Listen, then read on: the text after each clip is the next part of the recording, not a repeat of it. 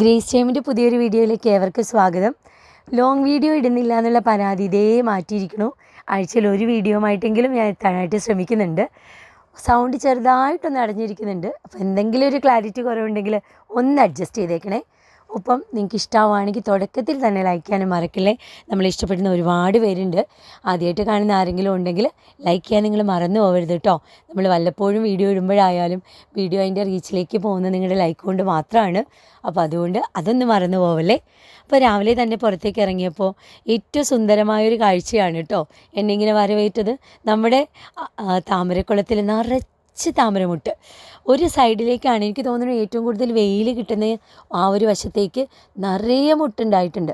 നമ്മളിപ്രാവശ്യം ഈ താമരയൊക്കെ ഒരു November December ആയപ്പോൾ ഒന്ന് അതിൻ്റെ സ്ലീപ്പിംഗ് മോഡ് എത്തുന്ന സമയത്ത് ഒന്ന് റീപ്പോർട്ട് ചെയ്യണമെന്നൊക്കെ വിചാരിച്ചിരിക്കുകയായിരുന്നു.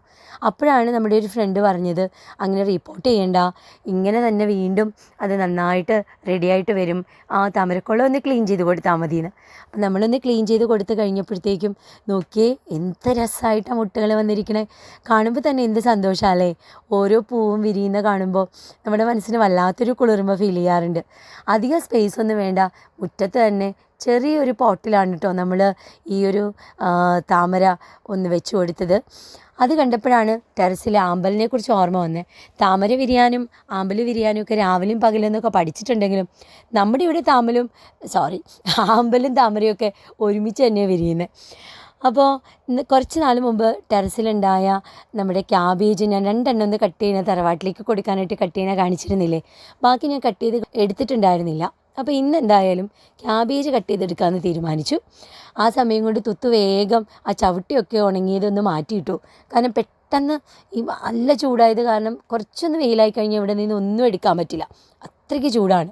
അപ്പോൾ നമുക്ക് വലിയ ക്യാബേജൊന്നും അല്ല കിട്ടിയിരിക്കണത്, ചെറുതാണെങ്കിലും വിഷമൊന്നും ഇല്ലാതെ നമ്മുടെ തന്നെ മുറ്റത്തുണ്ടാവുക എന്ന് വെച്ചാൽ അതൊരു പ്രത്യേകതയല്ലേ.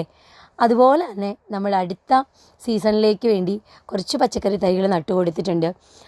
നട്ടിരിക്കുന്നത് വെണ്ട, തക്കാളി, അതുപോലെ തന്നെ പാവൽ. ഈ സമയത്ത് പെട്ടെന്ന് കൃഷി ചെയ്യാനുള്ള കാരണമുണ്ട്. കാരണം ഈസ്റ്ററിൻ്റെ നോമ്പ് വീടുന്ന സമയത്ത് നമുക്ക് പാവലിൻ്റെ ഇല കഴിക്കാമെന്നൊരു ശീലമുണ്ട്. അപ്പോൾ അതിനൊരു ഇല ഉണ്ടാവുന്നതിന് വേണ്ടിയിട്ടാണ് കേട്ടോ പാവൽ പെട്ടെന്ന് വെച്ചിരിക്കുന്നത്.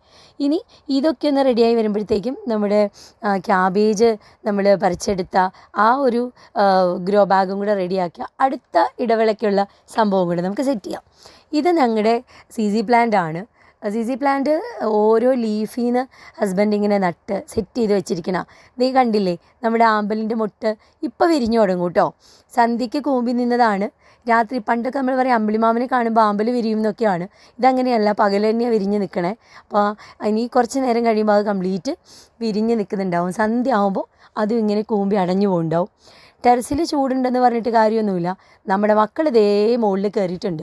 ആ സൈഡിലിരുന്ന് അവരുടെ ഓരോ വക ദംഷറാട്സ് കളിയും പരിപാടിയൊക്കെയാണ്. ആ നേരം കൊണ്ട് നമ്മൾ ബാക്കി കാര്യങ്ങളൊക്കെ ഒന്ന് വേഗം ചെയ്യാമെന്ന് വിചാരിച്ചു. കുറച്ച് തുണികൾ വാഷിംഗ് മെഷീനിൽ ഇട്ടിട്ടുണ്ടായിരുന്നു വാഷ് ചെയ്യാനായിട്ട്. ഇനി അതൊക്കെ ഒന്ന് വിരിച്ചിട്ട് ഇറങ്ങിക്കഴിഞ്ഞാൽ കുറച്ച് നേരം കഴിഞ്ഞ് വരുമ്പോഴത്തേക്കും ഇതിങ്ങനെ ഉണങ്ങി പപ്പടം പോലെ ആയിട്ടുണ്ടാവും. കാരണം വെയിലത്തേക്ക് ഇട്ട് കഴിഞ്ഞാൽ ഡ്രസ്സൊക്കെ പെട്ടെന്ന് നിറം മങ്ങും. അതുമാതിരിയാണ് ചൂട് അല്ലേ. നിങ്ങളെ കാണുമ്പോൾ നിങ്ങളുടെ ഓരോ സ്ഥലത്തും ഇതുപോലെയൊക്കെ ആവും. ഇടയ്ക്കൊരു വേനൽ മഴയൊക്കെ കിട്ടേണ്ടതാണ്. നമ്മുടെ ഇവിടെ മഴ പെയ്തിട്ടേയില്ല. ഇടയ്ക്കൊന്ന് മഴക്കാരൊക്കെ കണ്ടു എന്നല്ലാതെ ഒരു മഴ പോലും കിട്ടിയിട്ടില്ല കേട്ടോ. അങ്ങനെ വേഗം താഴെ വന്ന് നമ്മുടെ ക്യാബേജൊക്കെ ഒന്ന് അരിഞ്ഞെടുക്കട്ടെ. എന്തായാലും ഞാൻ ഇന്ന് തോരൻ വെക്കുന്നില്ല. അരിഞ്ഞ് ഞാനൊന്ന് കണ്ടെയ്നറിലാക്കി ഫ്രിഡ്ജിൽ വെക്കുന്നേ ഉള്ളൂ. നാളെ കാലത്തേക്ക് എടുക്കാമെന്ന് വിചാരിച്ചിട്ടുണ്ട്. ഇപ്പം തന്നെ അത് കട്ട് ചെയ്ത് വെച്ചില്ലെങ്കിൽ ആ ഒരു ഫ്രഷ്നെസ്സോടുകൂടി കട്ട് ചെയ്തെടുക്കുമ്പോൾ അതുള്ള ആ ഒരു സുഖം പോവില്ലേ. പിന്നെ ഈ ഒരു ലീഫൊക്കെ ഒന്ന് വാടിപ്പോയി കഴിഞ്ഞാൽ ആ ഒരു നമുക്ക് കട്ട് ചെയ്തെടുക്കുമ്പോൾ കുറച്ചൊക്കെ ഇങ്ങനെ കുഴഞ്ഞ പോലെ തോന്നും. ഇതിങ്ങനെ ഒന്ന് വലിച്ച് സെറ്റാക്കി എടുത്തു കഴിഞ്ഞാൽ ശരിയാവും. എൻ്റെ വലിക്കണ ഈ ഒരു കട്ടിങ് മെഷീനൊക്കെ ഏതാണ്ട് കാലാവധി കഴിഞ്ഞു എന്ന് തോന്നുന്നു. കാരണം ഒരു 10-12 വർഷത്തെ പഴക്കമുണ്ട്. ആ ഒരു 12 വർഷത്തിൻ്റെ ആവും തോന്നുന്നു. ബ്ലേഡിനൊക്കെ മൂർച്ചയൊക്കെ ഒന്ന് കുറഞ്ഞു തുടങ്ങിയിട്ടുണ്ട്. ഇനി നമുക്ക് അടുത്ത സെറ്റൊന്ന് വലുതൊന്ന് മാറ്റി വാങ്ങാം. ഇത് കുറച്ച് ചെറുതാണ്, എന്നാലും നമ്മുടെ വീട്ടിലെ കാര്യങ്ങളൊക്കെ അത്യാവശ്യം ഓടാൻ ഇതൊക്കെ ധാരാളം. ഇനി കുറച്ച് പരിപാടികളിലെന്ന് വെച്ച് കഴിഞ്ഞാൽ ഇന്ന് ഞാൻ വിചാരിച്ചിരിക്കുന്നത് ഒരു മാമ്പഴ പുളിശ്ശേരി വെക്കണം. അതാണ് എൻ്റെ ഒരു പ്ലാൻ. മാമ്പഴം ഞാൻ കുറച്ച് ദിവസമായിട്ട് ഇങ്ങനെ എടുത്ത് സൂക്ഷിച്ച് വെച്ചിട്ടുണ്ട്.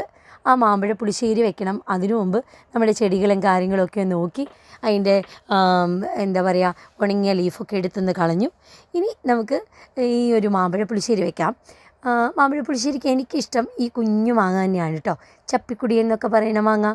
അതിങ്ങനെ മാമ്പഴ പുളിശ്ശേരിക്ക് എടുത്ത് വെച്ചിരിക്കണ മാങ്ങ പകുതി എണ്ണം കുറഞ്ഞു പോയത് അങ്ങോട്ട് നടന്നപ്പോഴും ഇങ്ങോട്ട് നടന്നപ്പോഴും ഞാൻ തന്നെ എടുത്ത് കഴിച്ചിട്ടാണ് കേട്ടോ. കാരണം എനിക്കിങ്ങനെ ചോറിന് കൂട്ടി കഴിക്കാൻ ഇഷ്ടമല്ല. ചോറൊക്കെ കഴിച്ച് കഴിഞ്ഞിട്ട് ആ മധുരം, ഇപ്പം പൈനാപ്പിൾ കറി ആണെങ്കിലും മാമ്പഴക്കറി ആണെങ്കിലും മധുരക്കറികളൊക്കെ എനിക്ക് ചോറിൻ്റെ കൂടെ കഴിക്കാൻ ഇഷ്ടമല്ല കേട്ടോ. അല്ലാണ്ട് കഴിക്കാനേ ഇഷ്ടം. ഇതിങ്ങനെ മൺചട്ടിയിൽ വെക്കുന്ന സമയത്ത് ഞാനിങ്ങനെ ആലോചിക്കുമായിരുന്നു, ഇനി ഈ ഗ്യാസിൻ്റെ പ്രശ്നമൊക്കെ വന്നിട്ട് മൺചട്ടിയൊക്കെ ഗ്യാസ് അടുപ്പിൽ വെച്ച് കുക്ക് ചെയ്യുന്ന കാര്യം ചിന്തിക്കാനേ പറ്റുന്നില്ല. എന്നാലും കുഴപ്പമില്ല, ഇനി അവധിക്കാലമാണല്ലോ വരുന്നത്. അപ്പം നമുക്ക് മുറ്റത്ത് അടുപ്പ് കൂട്ടി വെച്ചിരിക്കുന്നതിൽ അത്യാവശ്യം മൺചട്ടിയൊക്കെ വെച്ചിട്ട് കുക്ക് ചെയ്യാനുള്ള ചകിരിയും കാര്യങ്ങളൊക്കെ എത്തിയിട്ടുണ്ട്. അതിൻ്റെ വിശേഷങ്ങളൊക്കെ ഞാൻ അടുത്ത വീഡിയോയിൽ ഷെയർ ചെയ്യാം. എല്ലാം കൂടി മൊത്തത്തിലൊരു അവിയൽ പരുവാക്കണ്ട എന്ന് വിചാരിച്ചിട്ടാണ് കേട്ടോ. നിങ്ങൾക്ക് മാമ്പഴമൊക്കെ ഉണ്ടായി തുടങ്ങിയിട്ടുണ്ടാവുമെന്ന് വിചാരിക്കുന്നു. നമ്മുടെ വീട്ടിന് മുമ്പിൽ ഉള്ള മാമ്പഴം മൂവാണ്ടനാണ്. ഇപ്രാവശ്യം മാവ് നിറയെ ഉണ്ടായിട്ടുണ്ട്. മാമ്പഴം നമുക്കും അടുത്തുള്ളവർക്കും അല്ലെങ്കിൽ തറവാട്ടിലേക്കും ഒക്കെ എടുക്കാനുള്ളത്ര തന്നെ ഉണ്ടാവുള്ളൂ. അങ്ങനെ ഓരോ സീസണിൽ ഓരോ തരം ഫ്രൂട്ട്സ് അത് കഴിക്കുമ്പോൾ കിട്ടുന്നൊരു സുഖം, അത് നമ്മുടെ മുറ്റത്ത് തന്നെ ഉണ്ടാകുമ്പോൾ കിട്ടുന്നൊരു സന്തോഷം, അതൊരു വല്ലാത്തൊരു ഫീൽ തന്നെയല്ലേ. എനിക്കിങ്ങനെ ഇത്തിരി സ്ഥലമുള്ളെങ്കിലും എന്തെങ്കിലുമൊക്കെ അവിടെ ഉണ്ടാവുക, അതിൽ നിന്ന് എടുത്ത് നമ്മൾ കുക്ക് ചെയ്യുക, അല്ലെങ്കിൽ ഫ്രൂട്ട്സ് ആണെങ്കിൽ അത് കഴിക്കുക, അത് കിട്ടുമ്പോൾ ഒരു വല്ലാത്തൊരു രുചി തോന്നാറുണ്ട്. ഞാൻ മാമ്പഴ പുളിശ്ശേരി വെക്കുന്നത് വളരെ സിമ്പിൾ മെത്തേഡിലാണ് കേട്ടോ. മാമ്പഴത്തിൻ്റെ തൊലിയെല്ലാം ഇതുപോലെ ഉരിഞ്ഞെടുത്ത് കഴിഞ്ഞിട്ട് കുറച്ച് മഞ്ഞൾപ്പൊടിയും ഒരല്പം മുളക് പൊടിയും, അത് കാശ്മീരി മുളക് പൊടി ഒരിത്തിരി ഇട്ട് കൊടുത്തിട്ടുണ്ട്. പിന്നെ പച്ചമുളകും അതുപോലെ കുറച്ച് വെള്ളവും ഒക്കെ ചേർത്തിട്ട് ഒന്ന് വേവിച്ചെടുക്കും. മാമ്പഴത്തിന് നല്ല മധുരമുള്ള കാരണം ശർക്കര ചിലപ്പോഴേ ചേർക്കാൻ ആവശ്യം വരാറുള്ളൂ. അത് നമ്മൾ പിന്നെ നോക്കിയിട്ടാണ് കേട്ടോ. ചില സമയത്ത് ഞാൻ ശർക്കരയിലാണ് ഇത് വേവിച്ചെടുക്കാറുണ്ട്. അത് ഓരോ സമയത്ത് ഓരോ തരം, ഞാൻ നിങ്ങളെ കാണിച്ചിട്ടുണ്ട് പലതരത്തിൽ. ഇന്നിപ്പോൾ ഞാനിത് ഈ കായാന്ന് വെച്ചാൽ ഇന്നലെ വൈകുന്നേരം ഞാൻ സ്കൂളിൽ നിന്ന് വരുന്ന സമയത്ത് സ്കൂൾ ബസ് ഇറങ്ങി നടക്കുമ്പോൾ ഒരു വണ്ടിയിൽ ചേട്ടന്മാർ കൊണ്ടുവന്നിട്ട് 4 കിലോ നേന്ത്രക്കായ 100 രൂപ എന്ന് പറഞ്ഞിട്ട് കുറേ നിർബന്ധിച്ച് വാങ്ങിച്ചതാണ് കേട്ടോ. പക്ഷേ ഇത് നല്ല മൂത്ത നേന്ത്രക്കായാണ്. ഞാൻ എന്ന് എടുത്തു നോക്കാൻ കാരണം വറുക്കാനുള്ള പരുവാണോ പഴുപ്പിക്കാനുള്ള പരുവാണോ എന്ന് അറിയാൻ വേണ്ടിയിട്ടാണ് കേട്ടോ. ഒന്ന് കവറിൽ നിന്ന് മാറ്റി നോക്കിയപ്പോൾ നല്ല മൂത്തിട്ടുള്ള നേന്ത്രക്കായാണ്. അത് വെച്ചാൽ പഴുത്ത് കിട്ടും. അപ്പോൾ പിന്നെ ഇനി വറുക്കുന്ന പരിപാടി വേണ്ട എന്ന് വിചാരിച്ചു. അങ്ങനെ ഇതെല്ലാം ഒന്ന് മാറ്റി ഇപ്പോൾ എനിക്ക് തോന്നുന്നു നേന്ത്രക്കായ്ക്കൊക്കെ നല്ല വില കുറവിൻ്റെ സമയമാണെന്ന് തോന്നുന്നു. പക്ഷേ എന്തായാലും ഇപ്രാവശ്യം എനിക്ക് കിട്ടിയത് വളരെ നല്ല അടിപൊളി നേന്ത്രക്കായാണേ. ആ നേരം കൊണ്ട് ഞങ്ങളുടെ മാമ്പഴമൊക്കെ നന്നായിട്ട് വെന്ത് വന്നിട്ടുണ്ട്. അതിനിടയ്ക്ക് നമുക്കിതിനകത്തേക്ക് വേണ്ട അരപ്പും കാര്യങ്ങളൊക്കെ റെഡിയാക്കാനായിട്ടുള്ള കാര്യങ്ങൾ നോക്കുമായിരുന്നു. അപ്പോൾ ഇതിൻ്റെ ഇടയ്ക്ക് ഇപ്പം തന്നെ ഞാൻ നോക്കുമ്പോൾ നല്ല മധുരമുണ്ട് കേട്ടോ. നല്ല മധുരത്തിൻ്റെ ഒരു മണമൊക്കെ വരുന്നുണ്ട്. അപ്പോൾ ഇനി ഈ സൈഡിൽ ചെറിയൊരു പരിപാടികളും കൂടെ ഞാൻ ചെയ്യുന്നുണ്ട്. ആ സമയം കൊണ്ട് നമുക്ക് ഇതിലേക്ക് വേണ്ട അരപ്പ് തയ്യാറാക്കാനുള്ള നാളികേരം ചിരകിയെടുക്കാം. സാധാരണ നാളികേരം ഇങ്ങനെ ചിരകിയൊക്കെ വെക്കുവാണെങ്കിൽ കുക്ക് ചെയ്യാൻ ഭയങ്കര ഈസിയല്ലേ. ഇത് ചില സമയത്ത് നല്ല മടി വരും. എനിക്ക് ഏറ്റവും മടിയുള്ള കാര്യം നാളികേരം ചിരണ്ടിയെടുക്കുക എന്നുള്ളത് മാത്രമാണ്. അതെന്താണാവോ ഭയങ്കര മടിയാട്ടോ. അതിങ്ങനെ ചെയ്യുമ്പോൾ ഇങ്ങനെ പതുക്കെ നിൽക്കലാണ് പണി. അതിൻ്റെ ഇടയ്ക്ക് ചോറ് വെച്ചത് തിളപ്പിച്ചൊന്ന് ഊറ്റിയാൽ മതിയായിരുന്നു. അപ്പോൾ ചോറ് തിളച്ച് വന്നിട്ടുണ്ട്, ഞാനിന്ന് ഊറ്റിയെടുക്കുന്നുണ്ട്. ചോറ് ഞാനിപ്പോൾ 2 ദിവസത്തേക്ക് പുറത്ത് അടുപ്പിലാണ് വെക്കുന്നത്. ജയ അരിയാവുമ്പോൾ അതൊന്നൊന്നിനോട് പോവില്ല. ഇത്തിരി വേവ് കൂടിയാലും പ്രശ്നമില്ല എന്നുള്ള രീതിയല്ലേ. അപ്പം അത് കാരണം ഇപ്പം വെക്കുന്നത് എന്ന് പറഞ്ഞു കഴിഞ്ഞാൽ ഞായറാഴ്ച വെക്കും, പിന്നെ തിങ്കളാഴ്ച വെക്കില്ല, ചൊവ്വാഴ്ച വെക്കും, പിന്നെ ബുധനാഴ്ച വെക്കില്ല. അങ്ങനെ ഒന്നരാടാണ് പുറത്ത് വെക്കുന്നത്. അപ്പോൾ പുറത്ത് വയ്ക്കുമ്പോൾ എനിക്ക് അടുപ്പത്ത് വെക്കുകയും ചെയ്യാം, ഗ്യാസിൻ്റെ പ്രശ്നവും ഇല്ല, നമുക്കതൊന്ന് സേവ് ചെയ്യാം. അങ്ങനെയൊക്കെയാണ് ഒന്ന് പ്ലാൻ ചെയ്തു പോകുന്നത്. അപ്പോൾ പിന്നെ ചോറൂറ്റൽ പരിപാടി കഴിഞ്ഞു.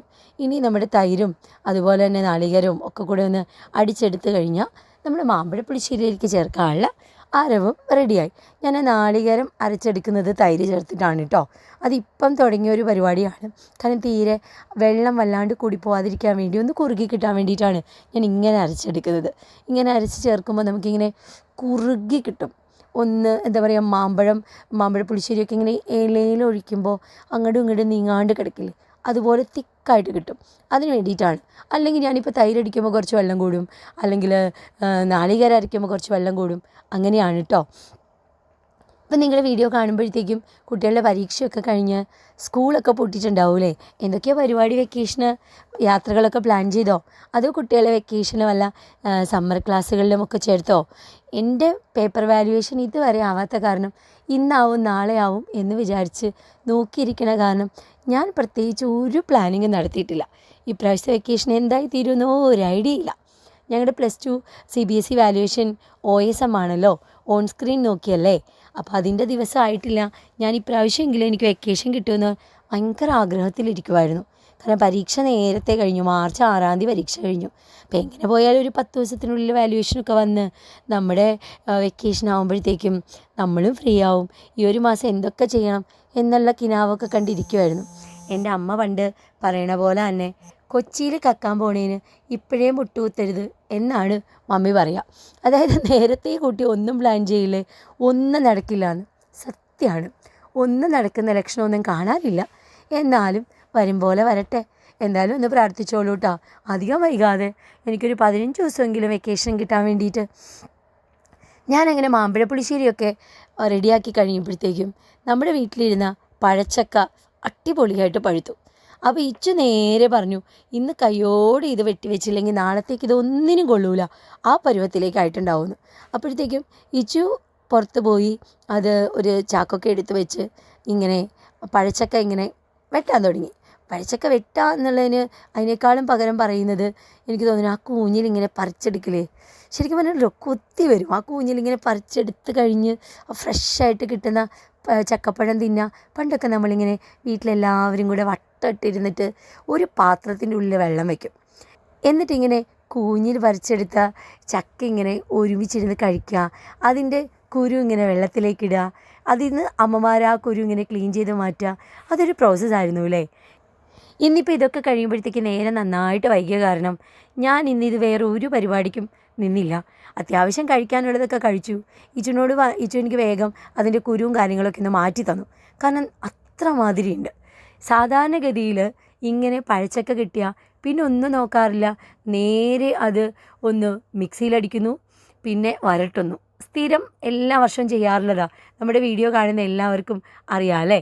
അപ്പോൾ ഞാനിങ്ങനെ ചെയ്യാറാണ് പതിവ്. പക്ഷേ ഇപ്രാവശ്യം ഗ്യാസിൻ്റെ ഈ ഒരു ദാരിദ്ര്യം നിലനിൽക്കുന്ന കാരണം കൈയോടെ എന്തായാലും ചെയ്യുന്നില്ല. ഇത് നേരെ ഫ്രിഡ്ജിലേക്ക് മാറ്റാമെന്നാണ് ഇപ്പോഴത്തെ ഒരു ചിന്ത.